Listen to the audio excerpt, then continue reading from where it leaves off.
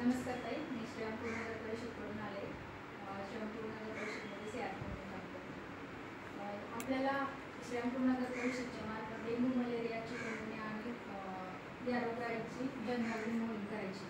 तर त्यामध्ये काय करणार आहे, डेंग्यू हा डासांमार्फत फैलवणारा आजार आहे. डेंग्यूची जाती डेंग्यूचा डास हा